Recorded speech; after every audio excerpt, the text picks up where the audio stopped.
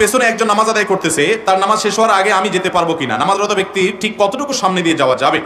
আপনার ঠিক পেছনে যদি কেউ নামাজ আদায় করে ঠিক পেছনে, তাহলে সেক্ষেত্রে আপনি বরাবর সামনে যদি বসে থাকেন আপনি উঠে যেতে পারেন। এই মাসআলাটা না জানার কারণে বহু মানুষ আছে সামনে দাঁড়ায় দাঁড়ায় কই মাছের মাথা চাবায়। কই মাছের মাথা চাবানি বুঝেন? এরকম করে, মানে পিছনে যে বেচারা নামাজ পড়তেছে বিরক্ত হয়ে সে কই মাছের মাথা চষে। তো এবার ওই বেচারা কই মাছের মাথা চষা বুঝেন নাই, মানে বিরক্ত আর কি সে। এই যে বিরক্তি প্রকাশ করতেছেন আপনি, পিছনে যে বেচারা নামাজে দাঁড়াইছে তার নামাজের অবস্থা কাহিল হয়ে যাবে, কারণ সে বারবার দেখতেছে আপনি পিছনে বড় বড় চোখ করে তাকাচ্ছেন তার দিকে, তখন তার নামাজের অবস্থা কাহিল হবে না? আমরা অনেকে জানি না এই মাসআলাটা।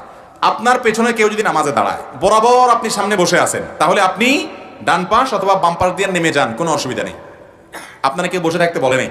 আর যদি আপনি বসে থাকতে পারেন যাতে অন্যরা নির্বিঘ্নে চলাফেরা করতে পারে, সেটা উত্তম সওয়াবের কাজ, অন্যদেরকে সহায়তা করলেন।